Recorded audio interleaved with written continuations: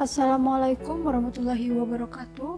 Perkenalkan kami dari kelompok COVID yang beranggotakan Ainun Jariyah, Nurul Hikmah, Sriwiliani, dan Tri Ayu Novena. Dengan pasien pengampu yaitu Ibu Utami Irawati, SSI, MIS, PSD dengan NIM 198142002.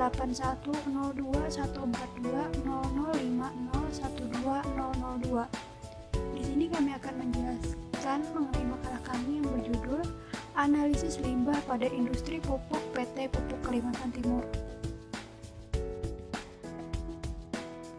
PT Pupuk Kalimantan Timur atau disebut juga dengan Pupuk Kaltim adalah salah satu perusahaan industri strategis di Indonesia dengan 5 unit pabrik amonia dan 5 unit pabrik urea yang terletak dalam satu lokasi di Bontang, Kalimantan Timur dan merupakan anak dari PT Pupuk Indonesia.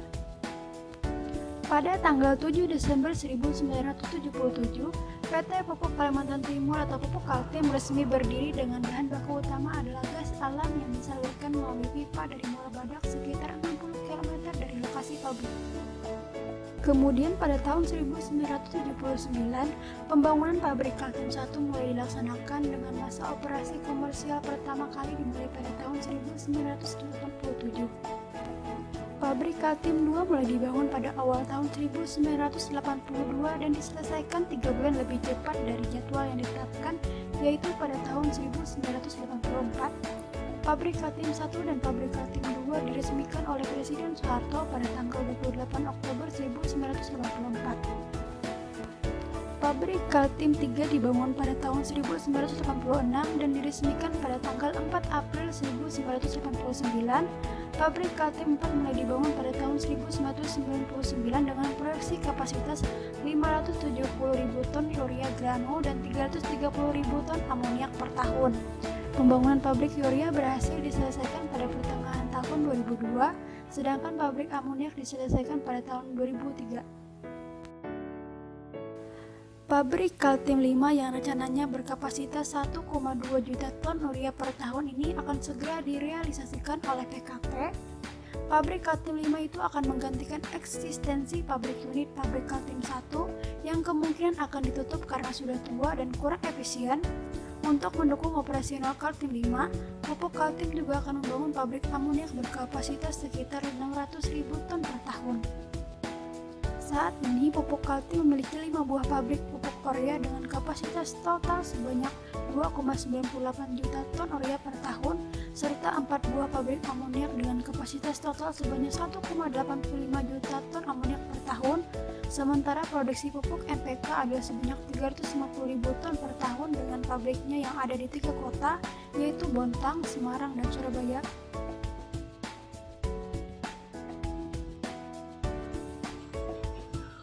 Saya akan menjelaskan apa saja proses dalam produksi untuk menghasilkan produk pada makalah kami, yaitu pupuk urea Kaltim yang dapat menghasilkan limbah. Pupuk urea sendiri diproduksi dan disiapkan dalam bentuk curah dan butiran. Proses ini disebut juga dengan proses Bose-Meiser. Berikut tahapan proses pembuatan urea dari persiapan bahan baku, sintesa, resirkulasi, evaporasi, dan finishing, terakhir pengolahan air buangan. Langsung saja pada tahapan pertama adalah persiapan bahan baku. Pada tahap ini, gas karbon dioksida dari unit amoniak diinjeksikan ke udara dalam aliran, ditekan sampai 149 kg per cm kubik dan dialirkan lagi ke hidrogen konverter yang mengandung katalis platinum. Reaksi berlangsung antara oksigen dan hidrogen membentuk uap air untuk mencegah terjadinya campuran gas yang eksplosif. Reaksi berlangsung eksotermis, sedangkan suhu naik menjadi 142 derajat Celcius dan perlu didinginkan sampai dengan 108 derajat Celcius sebelum dikirim ke reaktor urea. Dan yang kedua adalah sintesa. Pada tahap ini larutan karbonat dari HP kondenser tadi dialirkan ke reaktor, di mana akan terjadi reaksi pembentukan urea.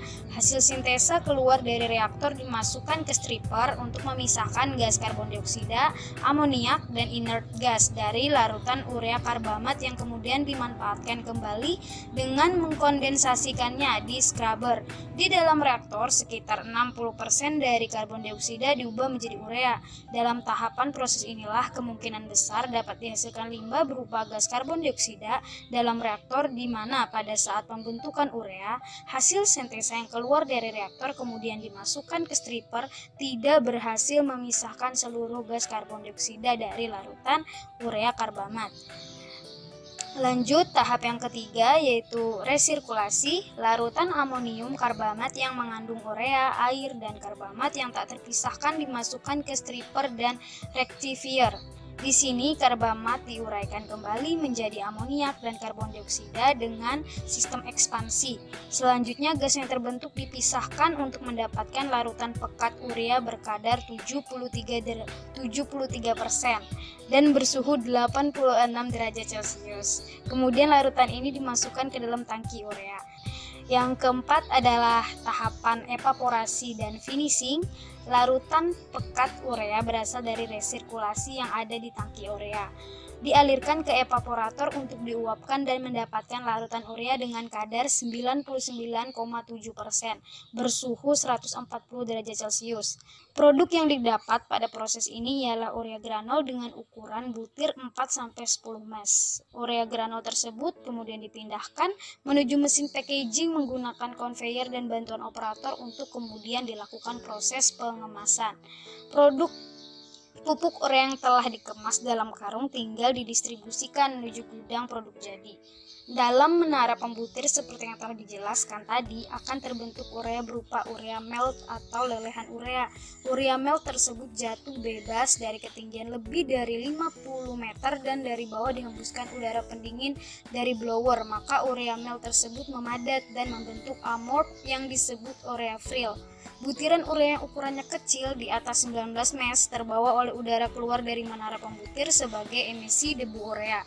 Limbah-limbah yang dihasilkan pada proses ini adalah emisi gas dan debu urea yang berasal dari cerobong. Selanjutnya, tahapan terakhir pada proses ini yaitu pengolahan air buangan. Semua cairan kondensat dari flash tank evaporator kondenser mengandung amoniak, karbon dioksida, dan urea, di mana cairan ini dimasukkan ke dalam tangki yang terdiri dari 2 kompartemen. Kompartemen yang besar mengandung urea relatif tinggi, yaitu sebesar 2,9%. Sebagian kondensat dipakai untuk keperluan resirkulasi absorber, dan sebagian lagi diolah di dalam kolom desorpsi dan kolom hidrolizer untuk diambil kembali hampir semua komponennya. Ya, di sini saya akan menjelaskan tentang limbah yang dihasilkan pada industri PT Pupuk Kalimantan Timur. Jadi, pada industri ini dihasilkan 3 jenis produk, yaitu yang pertama ada urea, yang kedua ada amoniak, dan yang ketiga ada NPK. Dari ketiga produk ini, yang kami analisis adalah produk pupuk urea. Pupuk urea mengandung nitrogen, di mana nitrogen merupakan suatu zat hara yang sangat diperlukan oleh tanaman. Dalam proses produksi pupuk urea ini diproduksi dalam bentuk curah dan butiran. Dan dalam proses produksi pupuk urea menghasilkan 3 jenis limbah, yaitu ada limbah cair, emisi gas, dan debu urea. Limbah cair merupakan suatu hasil proses produksi yang sengaja dibuang oleh pemiliknya karena sudah tidak dapat lagi digunakan. Dan limbah cair ini diketahui berasal dari proses evaporasi dan finishing, yang mana berupa limbah kondensat dan proses kondensat treatment yang mengandung urea, amonium, dan karbon dioksida. Selain itu, limbah cair juga berasal dari air bekas cucian, buangan dari adsorben, katup, dan tangki penyimpan bahan. Dan yang kedua ada limbah emisi gas dan debu urea. Limbah emisi gas dan debu urea berasal dari pencemar udara yang berupa gas amonia, NH3, NO2, SO2, partikel debu urea, dan klor. Dan diketahui bahwa limbah emisi gas dan debu urea ini berasal dari 24 cerobong yang ada pada 7 pabrik, yaitu ada pada unit pereling tower dan unit granulator. Pada unit pereling tower atau menara pembutir memiliki 3 unit, yaitu ada pabrik Kaltim 1, 2, dan 3 yang memiliki tinggi sekitar 50 meter, dan diketahui bahwa emisi gas yang paling banyak itu dihasilkan pada pabrik Kaltim 1 karena masih memakai teknologi yang lama. Di sini kami memberikan suatu gambaran proses pembutiran di drilling tower dalam bentuk diagram alir. Nah, yang kedua ada unit granulator. Jadi unit granulator ini berasal dari pabrik Popka dan pabrik Kaltim 4. Pada unit ini dihasilkan emisi gas yang relatif lebih kecil karena sudah menggunakan teknologi yang relatif lebih baru.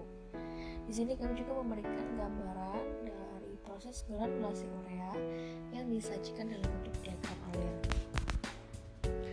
Selain limbah-limbah yang sudah disebutkan, ada beberapa jenis limbah lain, yaitu limbah yang berupa emisi gas, yaitu adalah limbah amonia, di mana limbah ini merupakan suatu limbah hidrogen yang potensial. Dan ada juga limbah yang berasal dari kompresor dan klom yang berupa limbah cair yang mengandung minyak. Kemudian ada juga limbah yang mengandung asam atau basa berasal dari induk demineralisasi.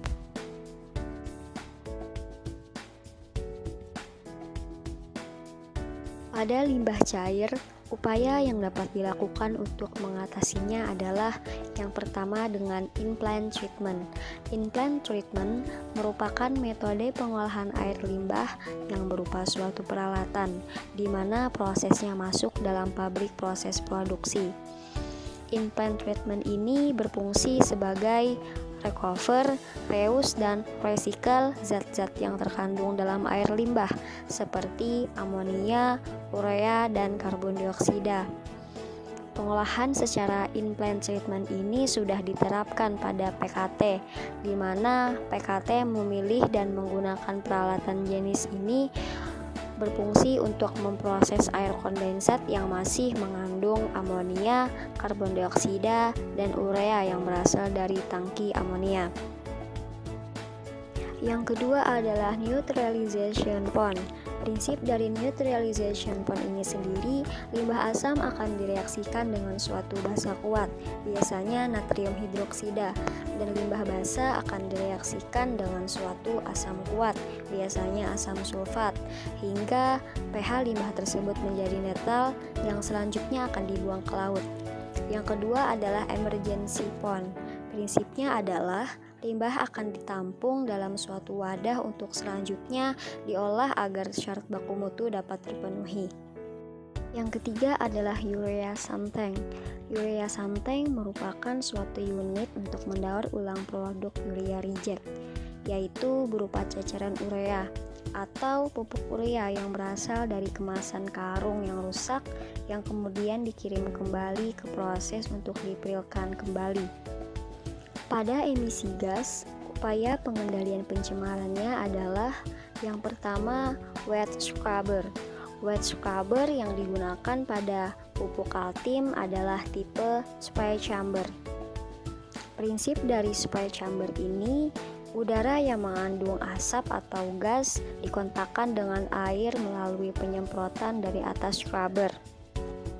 Pada industri pupuk lainnya, yaitu perusahaan pupuk Sriwijaya Palembang juga melakukan upaya untuk menurunkan gas emisi, yaitu adalah dengan pembenahan amonia converter, mendesain katalis heating up, dan meningkatkan koneksi dari utilitas dan produk. Adanya penerapan upaya tersebut membuktikan keberhasilan, di mana terjadi penurunan sejumlah 4%.